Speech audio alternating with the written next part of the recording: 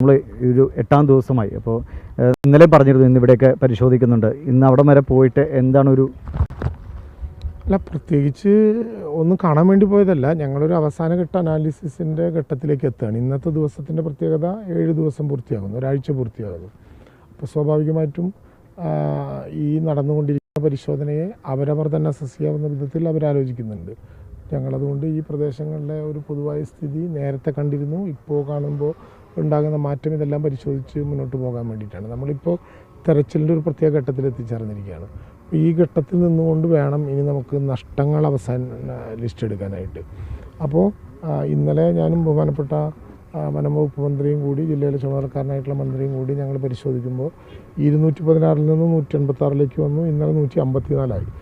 ഇനി ആ 154-ൽ തന്നെ ഏതെങ്കിലും ബാക്കിയുണ്ടോ എന്ന് ഇന്ന് സൂക്ഷ്മ പരിശോധന നടത്തി ഇന്ന് വൈകുന്നേരത്തോടു കൂടി ലിസ്റ്റ് ഔട്ട് ചെയ്യും. നമ്മൾ കാണാതായ ആളുകളുടെ വിശദാംശങ്ങൾ ലിസ്റ്റ് ഔട്ട് ചെയ്യും.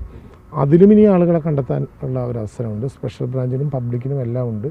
അതുകൂടി കഴിഞ്ഞായിരിക്കും ഇതിൻ്റെ കൂടുതൽ അവസാനിപ്പിക്കാവുന്ന വിധത്തിലുള്ള നടപടിക്രമങ്ങളിലേക്ക് പോവുക.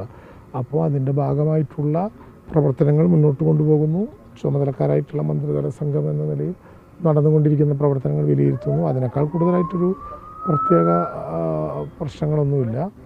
വളരെ നമ്മളെല്ലാവരും കാണുന്നത് പോലെ കരൾ പറയുന്ന വേദനയോടുകൂടി കാണേണ്ട ഓരോ ഘട്ടങ്ങളാണ്. ഓരോ വീട്ടിലും ഓരോ കല്ലിലും ഒരുപാട് പേരുകളുടെ സ്വപ്നങ്ങളും ജീവിതങ്ങളും ഒക്കെ അടക്കം ചെയ്യപ്പെട്ടിട്ടുള്ള സ്ഥലമാണ് മാതൃഭൂമി. നേരത്തെ കണ്ടതുപോലെ അതിൻ്റെ പ്രഭവ കേന്ദ്രം വരെ ഏതാണ്ട് എത്തിച്ചേരാവുന്ന സ്ഥലം വരെ ഞങ്ങൾ പോയിരുന്നു.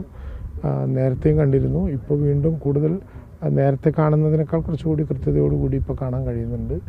ഇവിടുത്തെ ബന്ധപ്പെട്ട ഫോഴ്സുമായിട്ട് ഒരാശയവിനിമയം ഞങ്ങൾ നടത്തുന്നുണ്ട്. എന്താണ് അവരുടെ സ്ഥിതി, ഇവിടെ അവരുടെ സൗകര്യങ്ങൾ, ഇതെല്ലാം ഞങ്ങൾ നോക്കുകയും ചെയ്യുന്നുണ്ട്. ഒരു ആത്മപരിശോധന, അത് അത്രേ ഈ കാര്യത്തിലുള്ളൂ. നമ്മൾ പരമാവധി വരെ അതിജീവനത്തിൻ്റെ പാതയിലേക്ക് കൊണ്ടുവരല്ലോ. ഇപ്പോൾ സമീപത്തുള്ള വീടുകളിലേക്ക് ആളുകൾക്ക് താമസം വരാൻ പറ്റുമോ, അവർ മാനസികമായിട്ട് അവർ എങ്ങനെ ഒരുക്കുമെന്ന് വലിയ ദൗത്യമാണ്. കാരണം ആ ഒരു ഫോളോ അപ്പ് വളരെ ശക്തമായി വേണം. അത് ഒരു ദീർഘകാല അടിസ്ഥാനത്തിൽ എങ്ങനെയാണ്? അത് തീർച്ചയായിട്ടും ഒരു സമഗ്രമായിട്ടുള്ള പുനരധിവാസ പാക്കേജ്, ഒരുപക്ഷെ ലോകം കണ്ടതിൽ വെച്ചിട്ട് ഏറ്റവും പ്രധാനപ്പെട്ട ഒരു റീഹാബിറ്റേഷൻ കേരള മോഡൽ, അതായിരിക്കും നമ്മുടെ പ്രധാനപ്പെട്ട ലക്ഷ്യം.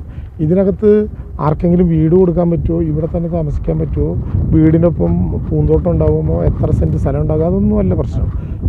നേരത്തെ പറഞ്ഞതുപോലെ ഈ ദുഃഖസന്ദ്രമായ അന്തരീക്ഷത്തിൽ നിന്ന് പുഞ്ചിരിയുടെ ഒരു സൂര്യവെളിച്ചത്തിലേക്ക് മക്കൾ മുതൽ പ്രായമായവർ വരെയുള്ളവർ വരാൻ കഴിയുന്ന വിധത്തിലുള്ള ഒരു ഹൈലി റിസ്ക്കും വളരെ ഡീറ്റെയിൽഡും എന്നാൽ സമഗ്രമായതുമായിട്ടുള്ള ഒരു പ്ലാനാണ് നമ്മൾ തയ്യാറാക്കാൻ പോകുന്നത്.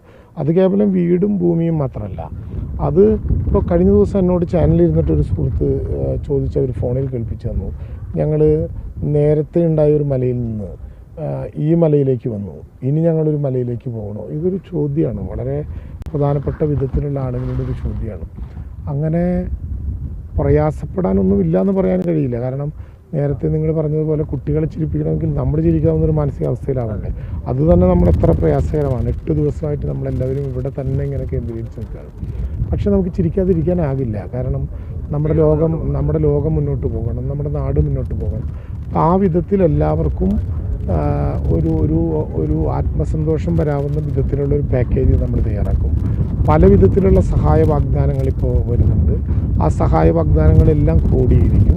പക്ഷെ ഗവൺമെൻറ്റിൻ്റെ കുടക്കീഴിലായിരിക്കും. ഗവൺമെൻറ് എന്നാൽ ഉദ്ദേശിച്ചത് 99 ആളുകളോടുകൂടി ഭരിക്കുന്ന ഒരു മുന്നണി ഗവൺമെൻറ് എന്ന അർത്ഥത്തിലല്ല. 140 പേരും അംഗങ്ങളായിട്ടുള്ള കേരളം മുഴുവൻ പങ്കാളിത്തമുള്ള 3.5 കോടി മലയാളിയുടെ സ്വന്തമായിട്ടുള്ളൊരു ഗവൺമെൻറ് രാഷ്ട്രീയത്തിനതീതമായി ഒരു മനസ്സായി നിന്നുകൊണ്ടൊരു പാക്കേജ് തയ്യാറാക്കും. അതെല്ലാവരോടും കൂടി ആലോചിക്കും, എല്ലാവരുടെ അഭിപ്രായങ്ങളും കേൾക്കും. ചെറുതും വലുതുമായിട്ടുള്ള നിർദ്ദേശങ്ങൾ അതിലെ കമ്പോണൻ്റ് ആയിരിക്കും. അതെല്ലാം എടുത്ത് എങ്ങനെയാണോ ലോകത്ത് വിവിധങ്ങളായ സ്ഥലങ്ങളിൽ റീഹാബിറ്റേഷന് നേതൃത്വം നൽകിയ ആളുകൾ അവരുടെ കൂടി അഭിപ്രായങ്ങളെ കേന്ദ്രീകരിച്ചുകൊണ്ട്, ഒറ്റവാക്കിൽ പറഞ്ഞാൽ ആകാശവാണി ആകില്ല, ഇങ്ങോട്ട് മാത്രമായിരിക്കില്ല, എങ്ങോട്ട് പറയാനുള്ളത് മുഴുവൻ കേട്ട് നല്ല കേൾവിക്കാരായിരുന്നു അതെല്ലാം എടുക്കാവുന്ന വിധത്തിലുള്ള, അതിൽ എല്ലാവർക്കും ധൈര്യമായിട്ടിരിക്കാം. കാരണം കേരളം അങ്ങ് ലോകത്തിൻ്റെ വിവിധ ഭാഗങ്ങളിൽ നിന്ന് മലയാളം കേഴുകയാണ്. ഞങ്ങളുണ്ട് എന്ന് പറഞ്ഞുകൊണ്ട് കേഴുകയാണ്. കുട്ടികളെ ഏറ്റെടുക്കാൻ, മുല കൊടുക്കാൻ, പ്രായമായവരെ ഏറ്റെടുക്കാൻ, വീട്ടിൽ താമസിപ്പിക്കാൻ, ഇതിനൊക്കെ ലോകത്തിൻ്റെ വിവിധ ഭാഗങ്ങളിൽ നിന്ന് 10,000-കണക്കിന് ഫോൺ കോളുകളും സന്ദേശങ്ങളും എല്ലാ വിധത്തിലും വരികയാണ്. അപ്പോൾ അതുകൊണ്ട് ഒറ്റയ്ക്കല്ല, ആരും പേടിക്കേണ്ട. ക്യാമ്പുകളിൽ അവസാനിക്കുന്ന ജീവിതമാകില്ല. പലരും ചോദിക്കുന്നുണ്ട്, ഞങ്ങളിനി ക്യാമ്പിൽ അവസാനിക്കുന്ന ജീവിതമായില്ല. സുരക്ഷിതമായ സംവിധാനത്തോടു കൂടി ഈ കാലയളവിൽ തന്നെ അവരെ ഒരു പൊതുജീവനത്തിലേക്ക് നയിക്കാനുള്ള സംവിധാനങ്ങളായിരിക്കും നമ്മൾ തയ്യാറാക്കുക. ശരി, എന്തായാലും വളരെ പ്രതീക്ഷ നൽകുന്ന വാക്കുകളാണ്. ആ പ്രതീക്ഷകൾ വേഗത്തിൽ പ്രാവർത്തികമാകട്ടെ എന്ന് തന്നെ പ്രതീക്ഷിക്കാൻ വളരെ